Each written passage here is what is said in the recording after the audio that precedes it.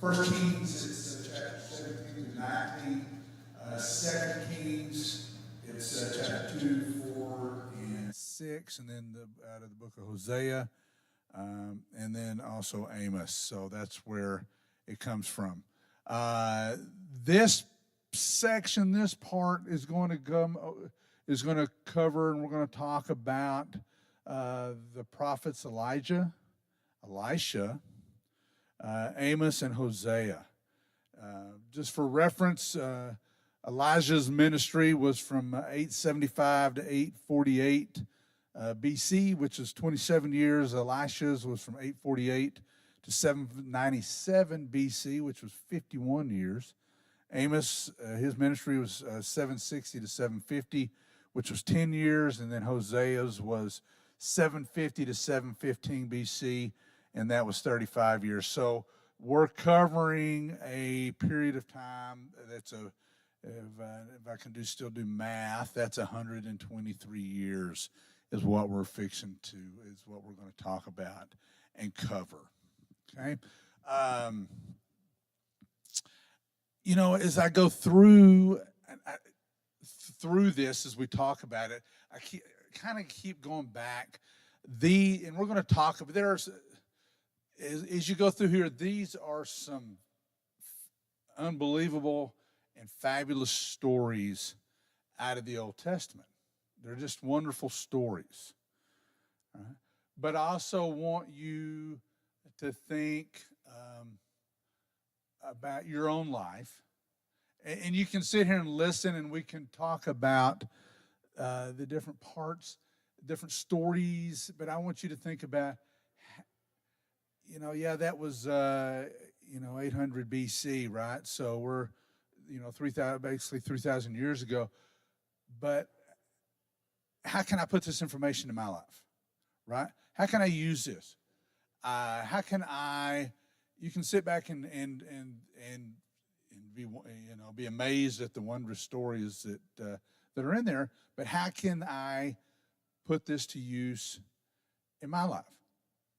I don't know how to answer that for you, right? Because the way I may do it is different than the way you may do it, and so forth and so on. But I think that all of us can listen and then try to make some connections with our own lives. So God's messengers.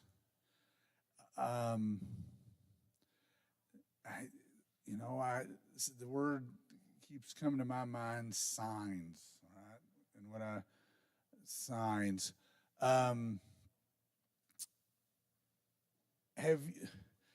Have you ever? Is there signs in your life?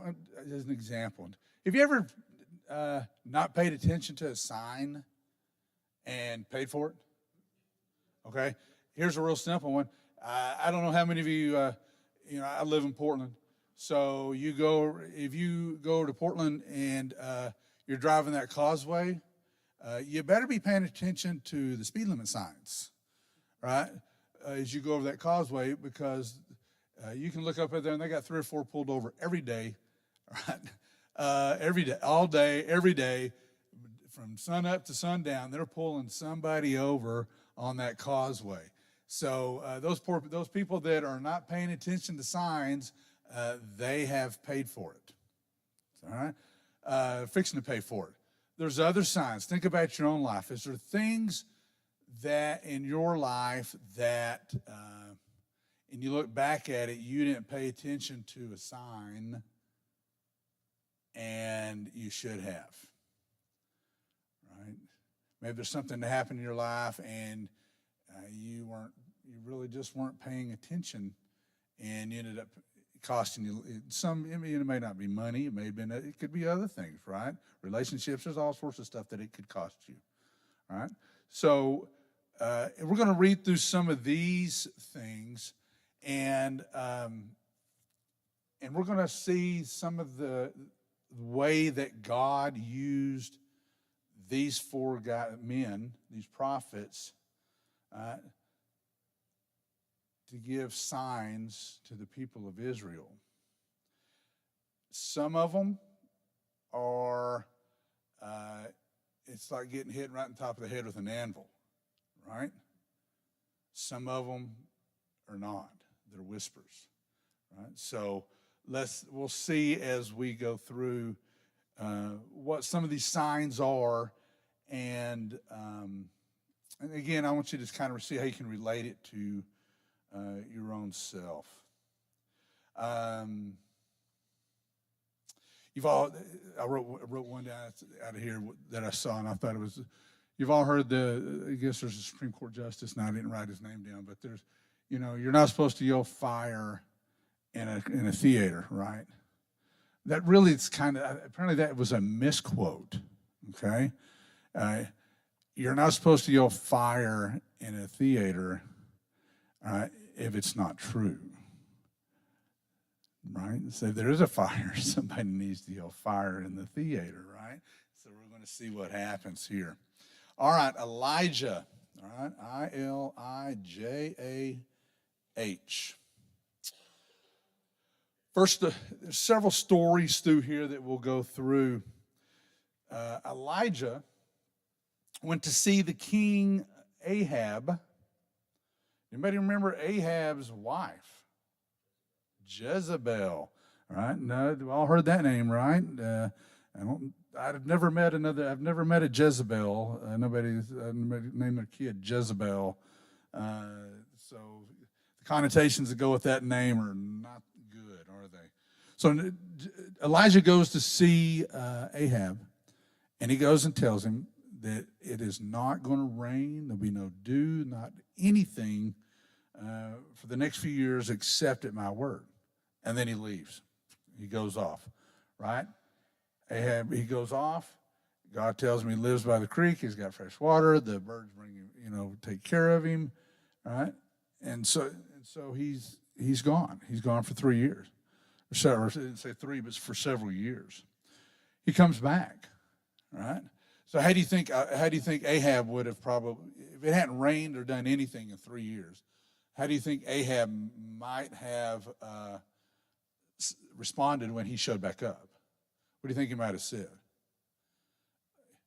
If it had been me and it hadn't rained for 3 years, I think, oh, thank goodness to see you, right? Yeah, exactly. Yeah, he goes, nope, that wasn't what he said. He goes, the troublemaker is back, and what do you want, right? So that which brings us to, now this is a great story here. Elijah tells Ahab, I want to call it the great showdown, right? I guess this is the great showdown. So Elijah tells Ahab, because Ahab and Jezebel, big followers, worshipers of Baal, okay? So Elijah tells Ahab to gather up 450 prophets of Baal, right, and to meet him at, let's make sure,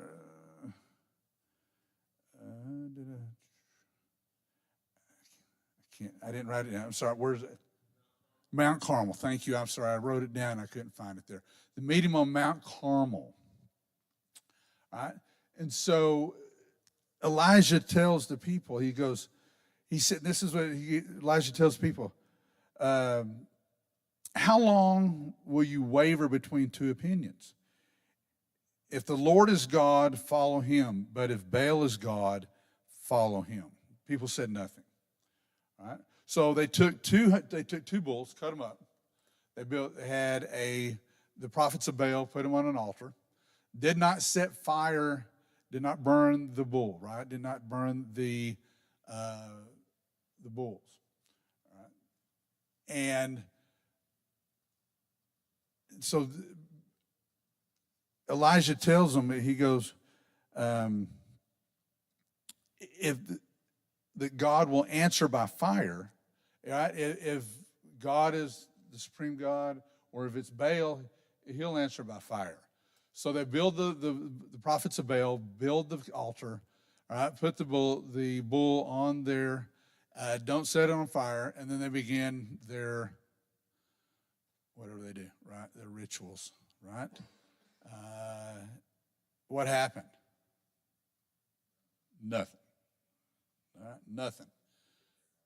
So it gets to lunchtime, right? It's about lunchtime. And what does Elijah say?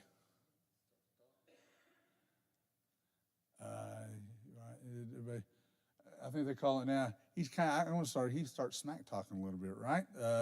Elijah basically is a smack talker. He tells them, maybe he's asleep, right?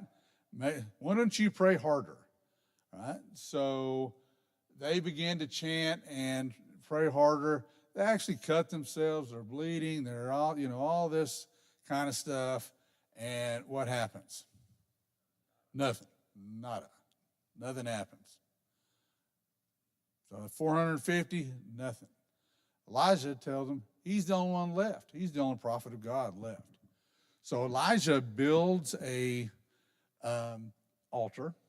He builds it out of 12 stones, right? What's the significance of that? 12 tribes, right? He builds an altar of 12 stones. He puts the wood on it. They cut up the calf, the bull. They dig a trench around it. And he says he takes 3 large jars of water, and he pours the water over the altar. He didn't do that just 3 times. He does it. Basically, it's 12 large jars of water. It is so much water that it pours down and fills up the trench that he had built around the altar, right? So it's soaked. Then what happens? These are stories you've heard. What happens then? He prays. And what happened? Fire from heaven. It didn't just burn up the bull. It burned up everything. Even the water around was completely gone. So everything. So what did the people then? Then it says, God burned it up, even the stones. People, the Lord, He is God. Then Elijah told them to seize the prophets of Baal, and he had every one of them killed in the Kishon Valley. So for Elijah, how would you be feeling if that had happened, right? How do you think Elijah would have been feeling after that? I mean, all these people see this. Well, what a unbelievable sight, right? That must have been. So Elijah must have been feeling how? Yeah, he's feeling good, right? Top of the world, right? He's up here. He's feeling good about things, about his relationship with the Lord. All right? In comes Jezebel. So Ahab tells Jezebel what happened, right? Was she amazed and became a follower of God at that point? No, not so much. In fact, she threatened to do what? She's going to kill him. She was going to kill Elijah. So what did Elijah have to do? He had to run, right? And he had to take off. So Elijah went from, I think this is one of our, you talk about your life and how you make some relationship. Here's you a good one to start looking at right here. So Elijah goes from here, and all of a sudden he is running for his life. So he is now, right, he's at the bottom, right? He is not feeling good about his relationship with God. He is not feeling good, right? I mean, it's just a bad time for him. So Elijah said he ran and he traveled 40 days to reach Mount Horeb. Okay. Gets there, and God told him, says, "What are you doing here, Elijah?" And he told Elijah to go stand on the mountain, right, in the presence of the Lord. In comes a mighty wind. If you remember the story here, in comes a mighty wind. Is that the Lord? No, not God. Then there's an earthquake. Is that the Lord? No. Then there's a fire. Is that the Lord? No. But then what's next? There's the gentle whisper, right? And it's that the presence of God passed in front of Elijah. All right, and Elijah, and God gave instructions to Elijah at that point. And I wrote a question. I says, what does that tell you about the communication of God? This is for us. Sometimes it is. Sometimes it's the 2x4 right between the eyes, right? Sometimes it's out of a whisper. But that's what I was going to, I knew it'd be a pretty easy question there, but you got to be listening, right? You've got to be listening. And how do you listen?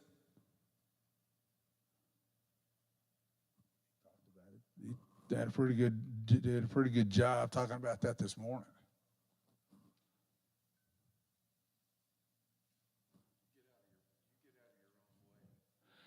And you have a relationship with God, right? You develop a relationship with God, right? When you have a relationship with God, right? Your ears, it's going to open your ears, it's going to open your heart, it's going to open your mind, right? When you don't have a relationship with Him, that's what that's what happened. And I'm kind of skipping ahead here, but one of the things about with the Israelites, right? When was life good for the Israelites? We're reading all these stories. There'll be more. We've read a bunch of stories. We've talked about all this. When was times good for the Israelites? And they had a relationship with God. When did it go south? When was it? When they didn't, did they? It talks about idol worship. They get into this. They don't follow God. They get into, other religions, and things go downhill quickly for them. And we'll get through this, and it's really going to go down quickly for them because God's going to have enough, and things are fixing to really go bad for them. Okay? So, but back on what we were talking about. So God tells Elijah he's going to anoint a guy named Jehu. I'm probably not pronouncing these right, but as king, and that Elisha, all right, Elisha, as the next prophet. All right, and this is the point when Elisha starts following Elijah after this. Okay, the next. Here's the next part, next story with Elijah is the death of Elijah. What's wrong with what I just said? Elijah didn't die, did he? What happened? He did get a cool ride, didn't he? So Elijah, the story, Elijah and Elisha are walking, all right? They get up to the river Jordan. Elijah takes his cloak, touches the water, all right? And the water parts, and they walk across to the other side, carrying on their conversation, right? Elijah asks Elisha, I guess blessings for a better word.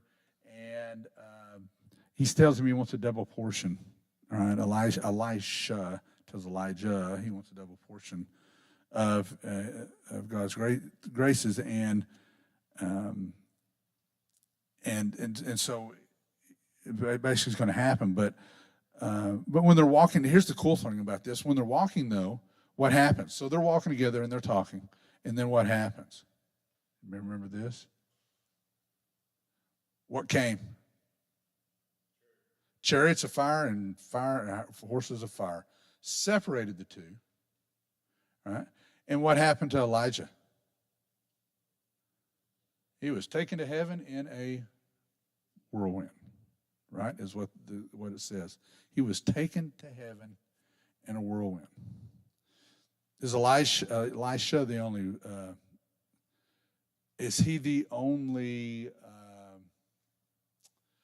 witness to this? If I read it right, I don't think so. Because when they were on the other side of the Jordan, there were other prophets that were with them that were still on. He touched the cloak, they went across the river, and that's where that all happened. But there were other prophets that were on the other side. Maybe I misread that, but I'm thinking that that's what I read. All right. So it says Elijah asked for a double portion of his spirit as they were walking and talking. The chariots of fire and horse appeared, separated them. Elijah went up to heaven in a whirlwind. All right. Elisha took Elijah's cloak, touched the water again, separated, and he went back across the river after that happened. Okay? So, again, tremendous story. Wow, these are just like, have you ever read these and go, God, when you'd love to have been there to eyewitness some of this stuff going on, right? And get, it's crazy, unbelievable stuff. Elisha, I'm going to hurry up. Elisha, some of his miracles, right? Elijah, 50-something years of his ministry. Purified water to provide fresh water to an entire town. Remember the story of the bottomless jar of oil for the widow and her son, right? For her to make a living. Here's an interesting. Remember the woman of Shunammite, right? Woman of Shunammite, and Elisha had a room, lived with them. The woman of Shunammite couldn't have any kids, had not had any kids. Asked prayers, Elisha, for her to have a child. Right? Has a child. But what happened? Do you remember what happened? What happened to the child? It died, right? The child died. Now so the child has died. The Shunammite woman comes, tells Elisha that her child is dead. All right? He sends his, let me get the right name. He has somebody named Gehazi, I think is how you pronounce it, that was with Elisha. All right? He tells Gehazi to run to her house, place the staff at the boy's face. Right? Nothing happens. Right? Nothing happens. So Gehazi goes back, meets Elisha and the mother going back that way. Right? And then when he gets there, what did Elisha do? Do you remember this story? So this is the story where he laid on the boy who had been dead, right? Mouth to mouth, eyes to eyes, hands to hands, laid prostrate out over him, all right? And he did that twice, actually. He did that twice, right? Then the boy sneezed 7 times and opened his eyes. All right? So, and I'm thinking, the thing about that is, it doesn't really go into it, is how long would that have taken? How long was he actually dead? Right? You thinking he ran going from one town to the next, all this is by foot, right? The mother comes to see Elisha, sends the assistant back. He comes back. They go back. And then the boy, he lays on prostrate on the boy, and then he sneezes and awakens. Right? That has to be, and maybe I missed it, but that has to be, that's not just an hour, right? That's has to be an extended period of time that went on. We're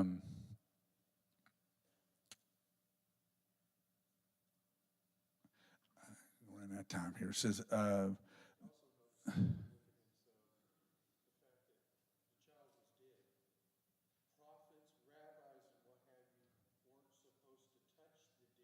no, right.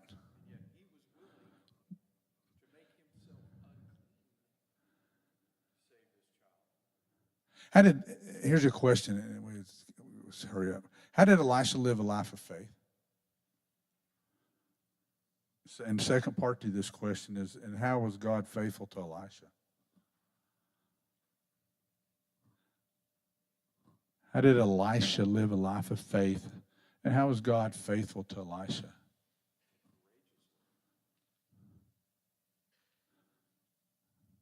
Yeah.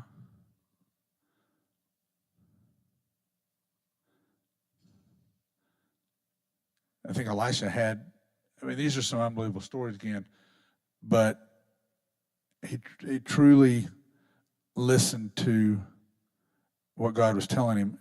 And then God was faithful, because of his faith, God, was faithful back to Elisha in the same way, right? So there's a story of the guy that had leprosy, right? The guy that king of Aram, the guy had leprosy. He told him to go. Elisha told the guy to go get in the River Jordan, and he'd be healed. But the problem, the sad story about that part was that Gehazi guy that was Elisha's assistant. He tried to swindle money out of the guy for that miracle. Right? What happened to Gehazi after he did that? Remember? He got leprosy. Right? He got it too. The king of Aram, all right, went to Dothan to capture Elisha. All right, so you go there, and the guy has all the horses, and I mean, was quite the army, horses and chariots, and all right. So the assistant, again, that was with Elisha, walks out and he sees all that, and he goes, "Oh no, what are we going to do now? Right? What do we do?" And then what? Who remembers that story? What happened? What did Elisha ask God to do? He opened his servant's eyes, and what did he see? What was up on the hills? Yeah, God's army, right? Chariots and horses of fire were surrounded. Now, this is the interesting part. So, did they come down and kill all those guys? You remember that? Did the chariots of fire come down and kill them? No. They didn't kill them. He did. What did he do to them? He blinded them, right? He blinded them and took them to Samaria. Right? Basically, killed them with kindness, right? This is they blinded them, took them to Samaria. They didn't kill them. They fed them. And when they did that, the raid stopped. Right? They kind of killed them with kindness there. The raid stopped, and that didn't happen anymore. So Jehu, remember I told you about Jehu was appointed king. And this is interesting. Jezebel, right? Jezebel was still in the picture. But Jehu had Jezebel. What did they do to her? Yeah, but what did they do first? Threw her out of the window, right? They just threw her out the window, right? So then the dogs got her from there. So that fulfilled Elijah's prophecy. Okay, I want to read real quick. I know I'm trying to hurry here. I want to read you. This is from Amos and Hosea.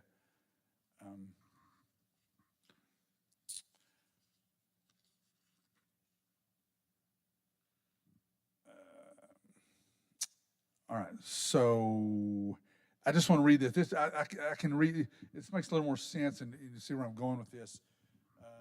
This is from the word. This is the words of Amos to the people of Israel. You only have I chosen of all the families on earth. Therefore, I will punish you for all your sins. Proclaim to the fortress of Ashdod and the fortress of Egypt, assemble yourselves in the mountains of Samaria. See the great unrest with her and the oppression among her people. They do not know how to do right, declares the Lord, who store up in their fortress, who what they have plundered and looted. Therefore, this is what the sovereign Lord says. An enemy will overrun your land, pull down your strongholds, and plunder your fortresses. The sovereign Lord has sworn by his holiness.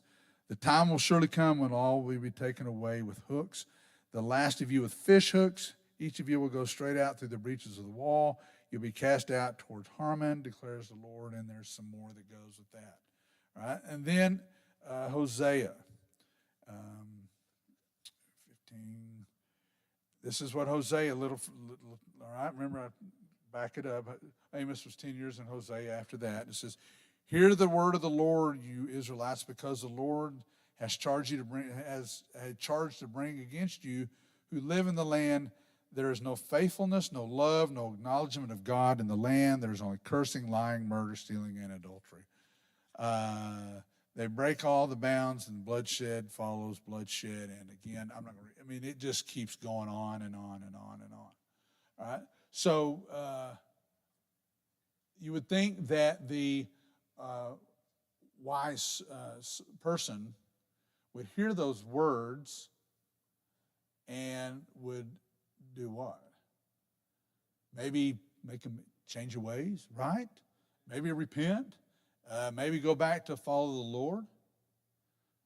Did that happen? Nope, not so much. Not so much. Didn't happen. All right? They didn't do it. All right? And again, that gets right back to what we was talking about, Israel, when there's a close walk with God, their life was joy-filled and fruitful. Involved in idols, life went sour for them. And again, we talked about word of the wise, about commitment and the study and obeying of the word, right, of God. Okay.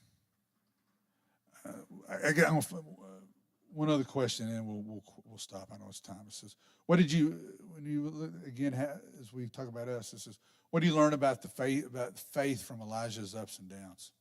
So I think this is a good one to start. And what do you learn about Elijah? Elijah was a man whose life did that, right? All right. What do you learn about faith from him? You talk about. I need it. Here's me a good lesson. How can you look at Elijah's life and put it to use? And that's the great thing about, I call it history, but it kind of is, right? Is hopefully we're smart enough to see it, right? But what do you learn about faith from Elisha?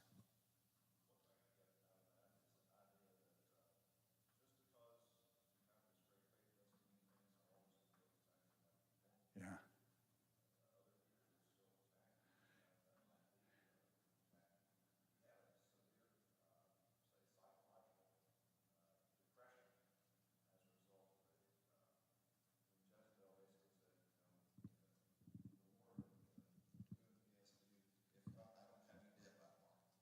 Right. I'm going to do to you. So he, like you said, he ran for 40 days. He went away and he went to another place and he's searching for safety somewhere. Despite his faith in God, he still felt like, it's like, I'm the only one. Am I the only one? Well, he wasn't. God actually said, I've got all these people here that you don't know about, but they still hold me as king in their hearts. You don't think you're the only one. I still have things for you to do. Sometimes things are going to work out nicely and everything is going to be a hilltop experience, Mount Carmel. Sometimes we get it down into a valley of despair, and that still causes us to struggle with our faith, with our life. And we wonder sometimes, how should I continue? What should I do from this point on? Make a connection to what Nathan talked about up here this morning, right?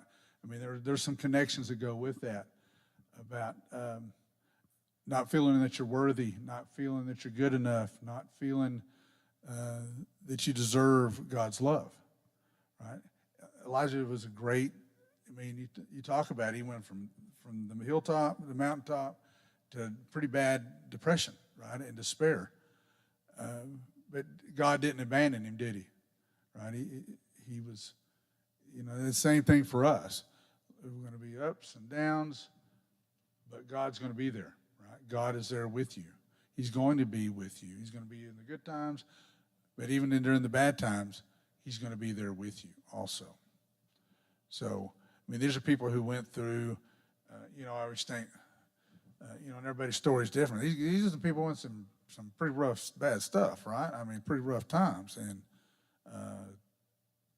And these are great examples that even in the most dire situations, that our God is going to be there with us also.